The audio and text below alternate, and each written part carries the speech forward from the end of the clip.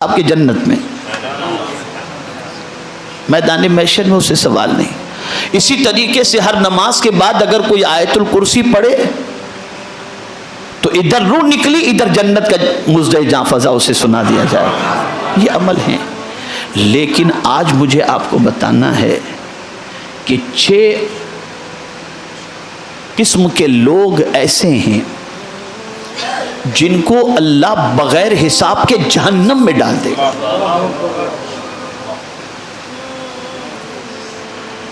آپ نے یہ تو سنا ہے کہ بعض اعمال جس کی وجہ سے انسان بغیر حساب کے جنت میں چلا جائے گا، اور خود دعائیں تھی اللہ والوں کی کہ اللہم ارزقنی الجنت بغیر حساب، اے اللہ ہم کو جنت میں بغیر حساب کے داخل فرما۔ اور اسی لیے اعلیٰ حضرت کہتے کریم اپنے کرم کا صدقہ لئی میں بے قدر کو نہ شرما، تو اور رضا سے حساب لینا، رضا بھی کوئی حساب میں ہے؟ تو بغیر حساب کے جنت میں جانا یہ تو سمجھ میں آتا ہے، اس کی دعائیں نظر آتی ہیں۔ لیکن آج 6 قسم کے لوگوں کا تذکرہ سماعت فرمائیں کہ وہ 6 قسم کے لوگ ایسے ہیں جن سے کوئی کوشچن آنسر نہیں ہوگا، حساب کتاب نہیں ہوگا، ادھر مرے ادھر جہنم میں ڈال دیا جائے گا۔ 6 يدخلون النار بغیر حساب، 6 قسم کے لوگ ایسے ہیں۔ پہلا، الامراء بالجور، حاکم ظلم کی وجہ سے۔ اگر کوئی کسی شہر کا حاکم ہے، کسی ملک کا حاکم ہے، یا کسی بھی اعتبار سے اس کی حکمرانی کہیں چلتی ہو، لیکن وہ حکمران اپنی رعایا پر رعایت کرنے کی بجائے ظلم کرے اور اس کی زیادتی سے لوگوں کا جینا دوبھر ہو جاتا ہو، تو حضور فرماتے ہیں اس سے کوئی حساب نہیں لیا جائے گا، بغیر حساب کے جہنم میں ڈال دیا جائے گا۔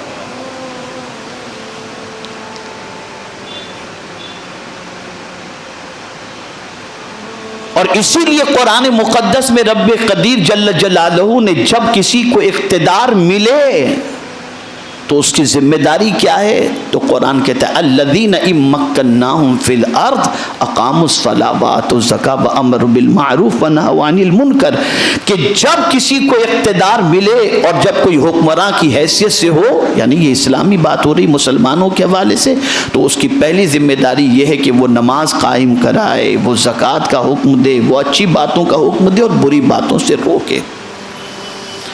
اب یہاں سے ایک مزاج ملا کہ گھر کا حاکم آدمی ہوتا ہے، باپ ہوتا ہے،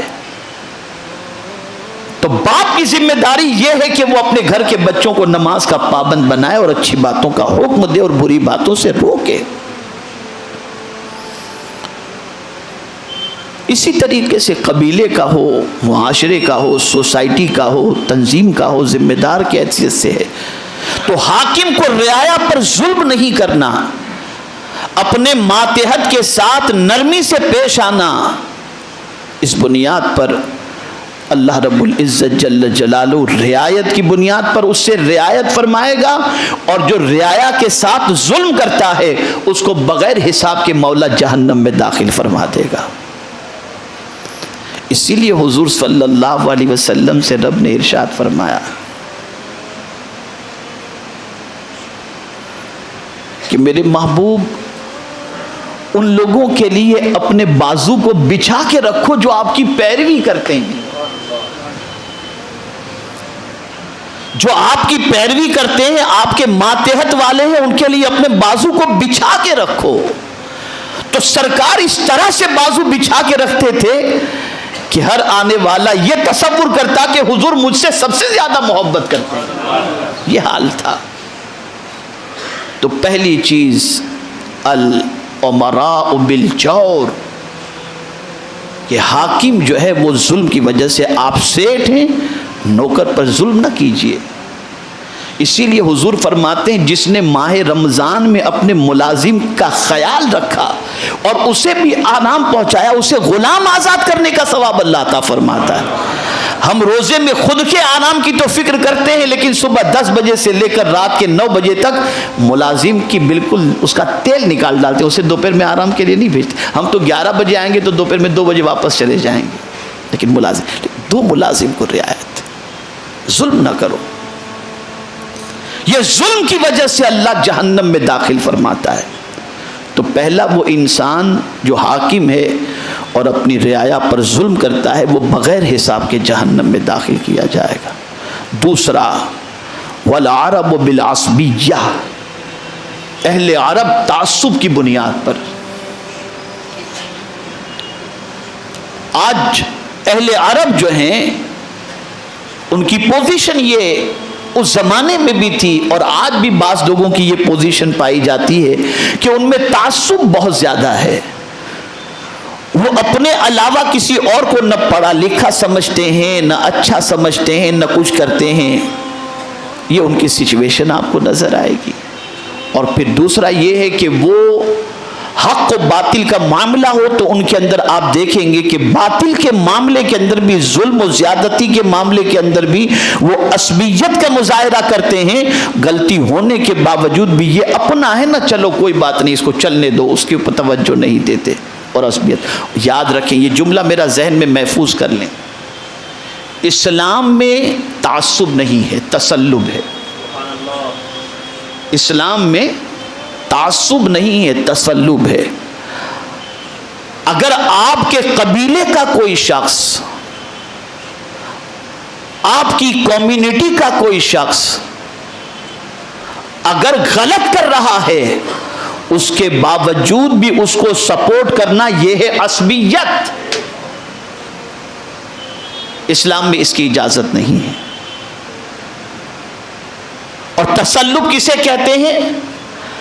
کہ حق پر جمے رہو اور اتنے ثابت قدم رہو کہ چاہے دنیا تمہیں ادھر سے ادھر کرنے کی کوشش کرے، یہاں تک کہ تمہارا رشتہ دار بھی، جیسے حضور صلی اللہ علیہ وسلم کے حوالے سے آپ دیکھیں کہ کتنی پیشکش خاندان والوں نے کی کہ اے محمد صلی اللہ علیہ وسلم، آپ دین کا کام چھوڑ دیجئے، یہ دیں گے وہ دیں گے، تو سرکار تسلط فی الدین کا مظاہرہ کرتے ہیں، وہاں رشتہ داروں کے ساتھ عصبیت کا مظاہرہ کرتے نظر نہیں آتے کہ چلو اپنے قبیلے والے بات مان لو، نہیں، دین پر تسلط۔ تو اہل عرب کے حوالے سے فرمایا گیا کہ وہ عصبیت کی وجہ سے جہنم میں ڈالے جائیں گے۔ تیسرا، والدحاقین بالکبر، گاؤں کا جو مکھیا ہوتا ہے، دیکھیے دیہات کو بھی اسلام نے کور کیا ہے، حضور نے کور کیا۔ آج راجستھان دیکھ لیجئے، بہت سارے علاقے، راجستھان کی کیا تخصیص، وہاں گاؤں کے مکھیا ہوتے ہیں، سرپنچ ہوتے ہیں۔ اب آتا جاتا کچھ نہیں، بہت سارے سرپنچ بن جاتے ہیں، پیسہ ہے، دادا گیری ہے، گنڈا گردی ہے، لوگوں نے سرپنچ بنا دیا اسے۔ اب وہ شخص تکبر کرتا ہے، سرکار فرماتی ہے یہ گاؤں کا مکھیا جو ہے نا، وہ تکبر کی وجہ سے جہنم میں ڈالا جائے گا۔ چوتھا، حضور صلی اللہ علیہ وسلم نے فرمایا وَالتُّجَّارُ بِالْكِذْبِ، بزنس مین، تجارت کرنے والا جھوٹ بولنے کی وجہ سے جہنم میں ڈالا جائے گا، اور بغیر حساب کے ڈالا جائے گا۔ اور اگر اس نے سچائی کے ساتھ تجارت کی تو مرتبہ بھی حضور نے عطا فرمایا، سرکار فرماتے ہیں جو شخص التجار الصادق الامین مع النبیین والصدیقین والشہداء، وہ تاجر جو سچائی اور امانت کے ساتھ تجارت کرے، قیامت کی دن وہ نبیوں کے ساتھ ہوگا، صدیق کے ساتھ ہوگا، شہداء کے ساتھ ہوگا۔ لیکن اگر تجارت میں وہ جھوٹ بولتا ہے تو حضور فرماتے بغیر حساب کے اس کو جہنم میں ڈالا جائے گا۔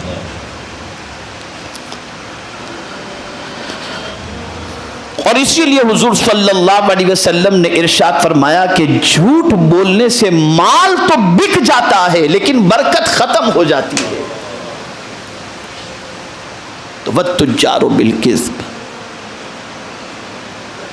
پانچویں چیز حضور صلی اللہ علیہ وسلم نے فرمائی وَالْعُلَمَاءُ بِالْحَسَدِ، اہل علم حسد کی بنیاد پر، اور جتنا حسد اہل علم میں آپ دیکھیں گے اتنا کسی اور میں آپ نہیں دیکھیں گے۔ اور یہ حسد نیکیوں کو اس طریقے سے کھا جاتا ہے جیسے آگ لکڑی کو جلا کر کے راکھ کر دیتی ہے۔ حسد کرنے والا اپنی نیکیاں جلا ڈالتا ہے، اس لیے کہ جس کو حسد ہوتا ہے نا وہ اندر سے جل رہا ہوتا ہے، اس کو جلن ہوتی ہے اندر سے، جیلیسی، انگلش میں لفظ ہی جیلیسی ہے، اندر سے جلن ہوتی ہے، اس کو اتنا کیوں، اس کو اتنا کیوں، یہ آگے کیوں نکلا، یہ آگے کیوں نکلا، اس کو تو نہیں ملنا چاہیے تھا، یہ کیسے اتنا آگے نکل رہا ہے، یہ جیلیسی تو اندر سے جل رہا ہوتا ہے۔ تو یہ اس کی اندر کی جلن نہیں ہے، وہ اس کی نیکیاں جو جل رہی ہیں اس کی جلن ہے، یہ اس کی جلن ہے، وہ خود کو نہیں جلا رہا، وہ نیکیوں کو جلا رہا ہے، نیکیوں کو جلا رہا ہے۔ ارے تیرے اور میرے چاہے سے کیا کسی کو ملے گا، جس کو میرا مولا جو چاہے عطا فرما دے۔ اسی نے تو کہا مالک الملک تؤتی الملک من تشاء، وہ ملک کا بادشاہ ہے، جسے چاہے ملک عطا فرمائے، جسے چاہے عزت عطا فرمائے، جسے چاہے ذلت عطا فرما دے، سب کچھ اس کے دست قدرت میں۔ تو جو وہ چاہے اسی چاہت کو قبول کر لو، اسی چاہت کو قبول کر لو۔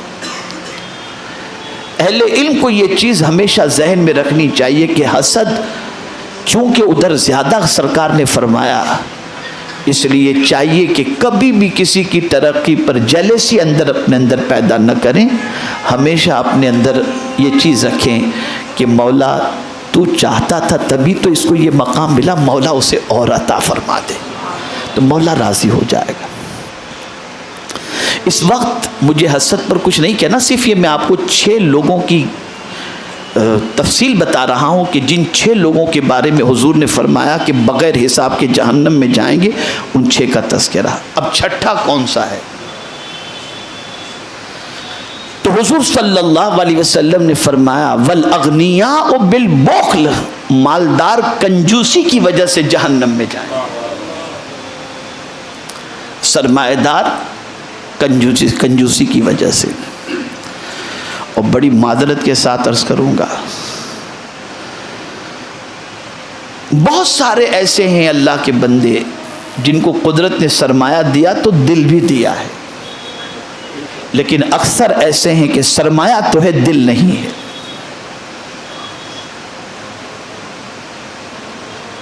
اور غریب کے پاس سرمایہ کم ہوتا ہے لیکن دل بڑا ہوتا ہے۔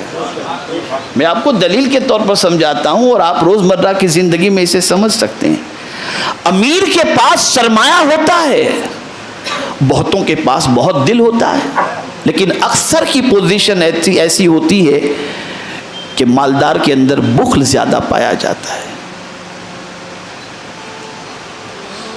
اس کو میں سمجھاتا ہوں۔ ایک مالکن، اس کی کام والی کی برتھ ڈے تھی، اور ایک کام والی اس کی مالکن کی برتھ ڈے تھی۔ تو کام والی نکلی بیچاری، اب مزدوری کرتی ہے، ملازمت کرتی ہے، نکلی ساڑی کی دکان میں خریدی کے لیے، اپنی مالکن کو گفٹ دینا ہے، اپنی مالکن کو گفٹ دینا ہے۔ تو گئی بڑے شو روم کے اندر اور جا کر کے کہتے کوئی اچھی والی ساڑی بتاؤ، کتنے والی چاہیے، اچھی میں اچھی بتاؤ، میری مالکن کو مجھے گفٹ کرنا ہے۔ توجہ سے سنیے گا، بات بہت اچھی طرح سمجھ میں آ جائے گی۔ اس نے ساڑی دکھائی، 2000 3000 4، اچھی ساڑی جو اسے نظر آئی، سمجھ میں آئی، اس کی بساط کے مطابق جو تھی، اس نے پیسہ دیا، وہ خرید لی۔ آ کر کے اس نے اپنی مالکن کو تحفے میں دے دیا۔ اب جب نوکرانی کی برتھ ڈے آتی ہے تو مالکن جاتی ہے خریدنے کے لیے، لیکن جب وہ دکان میں جاتی ہے تو کہتی ہے کوئی اچھی اور سستی والی ساڑی بتاؤ۔ آپ روزمرہ کی زندگی میں دیکھ لیجئے گا اس چیز کو۔ آپ کو ملازم کو دینا ہوگا تو آپ کا مزاج کیا ہوتا ہے، اور ملازم جب آپ کو دیتا ہے تو اس کا مزاج کیا ہوتا ہے، دیکھ لیجئے گا آپ اسے، یہ پریکٹیکل زندگی میں آپ مشاہدہ کر سکتے ہیں۔ تو مالکن جاتی ہے تو کہتی ہے اچھی بتاؤ، سستی بتاؤ، اور نوکرانی جاتی ہے تو کہتی ہے اچھی بتاؤ بھلے تھوڑی مہنگی ہو۔ یہ ہے غریب کا دل اور امیر کا دل، یہ ہے غریب کا دل اور امیر